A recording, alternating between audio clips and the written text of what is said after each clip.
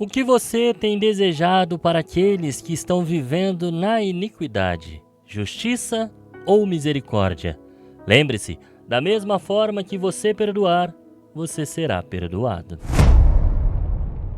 Em nome do Pai, do Filho, do Espírito Santo. Amém.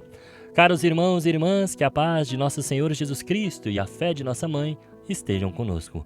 A palavra de Deus que hoje nos é proposta pela liturgia da Santa Igreja, em sua primeira leitura no livro de Jonas, capítulo 4, versículos de 1 a 11, encontramos a conclusão chocante da história de Jonas, começada na liturgia de segunda-feira. Lembra que ele foi enviado por Deus para anunciar a ruína de Nínive? Pois bem, só que Jonas esperava que Deus punisse aquele povo. Mas a cidade se arrepende, e Deus, em sua infinita bondade, revoga o castigo. E Jonas, como o filho mais velho na parábola do filho pródigo no Evangelho de Jesus, não celebra, pelo contrário, ele se irrita. Agora, Senhor, tira-me a vida, pois para mim é melhor morrer do que viver. Pensa num homem dramático. Isso mostra o quanto o coração humano é mesquinho, orgulhoso. Jonas queria que Deus fosse um juiz implacável, restrito aos limites da aliança com Israel. Ele queria um Deus que punisse seus inimigos, aqueles que ele considerava merecedores do fogo. O que escandaliza Jonas é exatamente o que a nossa fé de 2000 anos prega em sua essência: a misericórdia incondicional de Deus para aqueles que se arrependem. Na Igreja Católica, irmãos, se você é católico e me acompanha, deve saber disso, a misericórdia não é apenas um atributo de Deus, ela é a plenitude de seu ser. Como nos ensina a doutrina social da Igreja, citando São João Paulo II, é o amor que se encontra com o sofrimento e a injustiça. Deus é lento para a cólera e rico em hesed, a lealdade amorosa, a bondade que supera o mérito humano. O Senhor repreende Jonas com a parábola da planta. Tu sofres por causa desta planta, que não te custou trabalho e não fizestes crescer, que nasceu numa noite e na outra morreu?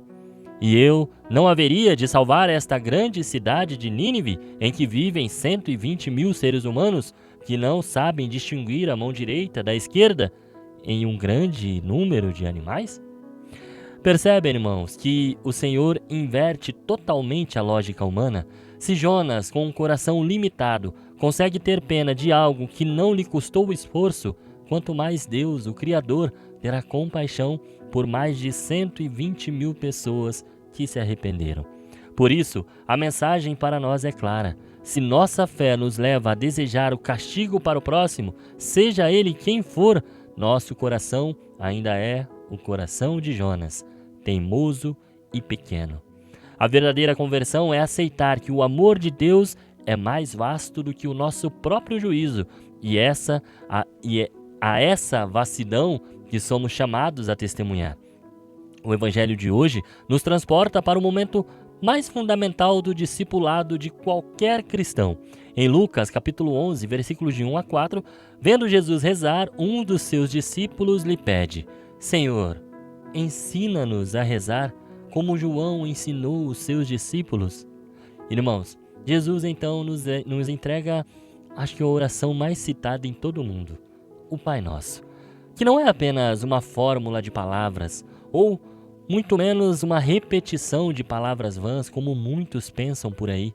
É a síntese de todo o Evangelho, é a carta magna do nosso discipulado. A primeira palavra é a cerne de tudo, em aramaico, Abba, palavra íntima, familiar de uma criança para seu pai. Esta palavra, ensinada por Jesus, nos insere em sua própria relação com o Pai. Não rezamos a um ser distante, irmãos, mas a um Pai amoroso e próximo. Toda a nossa oração deve começar e terminar na certeza de que somos filhos no Filho. Santificado seja o teu nome, venha o teu reino. Estas petições nos tiram do egoísmo. Elas nos ensinam que a prioridade na oração é o plano de Deus, não o nosso. O próprio Senhor, quando estava em agonia, diz: afasta de mim este cálice, todavia não se faça o que eu quero, mas sim o que tu queres. Rezar pelo reino é pedir que a vontade de Deus, que é sempre misericórdia e salvação, como vimos em Jonas, se cumpra em nós e no mundo, mesmo que seja com algumas aflições, tempestades, se for para nos salvar, que seja feita a vontade de Deus sempre. O pão nosso de cada dia dai-nos hoje. Na tradição, este pão é duplo, tanto material para a nossa própria sobrevivência, e eu diria, tanto também, principalmente, no pão eucarístico, o pão da vida que nos sustenta espiritualmente. Perdoa-nos os nossos pecados, pois nós também perdoamos a todo aquele que nos deve.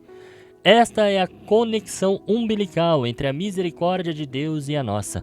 Não podemos acolher a vastidão do perdão de Deus se mantivermos o coração duro de Jonas, fechado e rancoroso. Ou seja, não podemos ser filhos do trovão, irmãos, como vimos alguns dias atrás.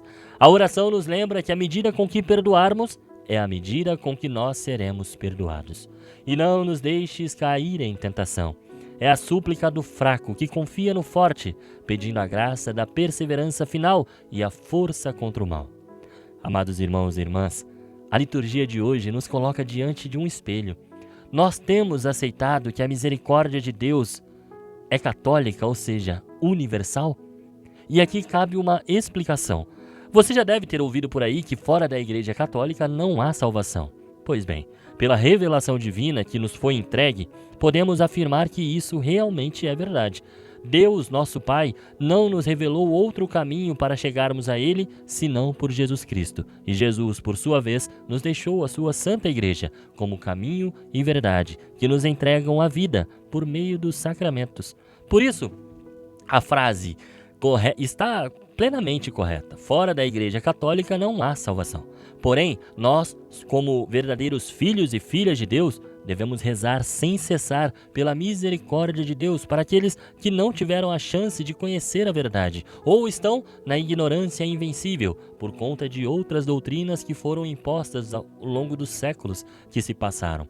E que, por conta disso, irmãos, infelizmente estão fora da Igreja do Senhor. Assim como o povo de Nínive, nós devemos sempre interceder por aqueles que não são católicos. Por isso, será que estamos dispostos a aceitar que o nosso inimigo seja perdoado e salvo? Toda a conversão tem que passar do coração de Jonas para o coração de Cristo, que rezou pelos que o crucificaram.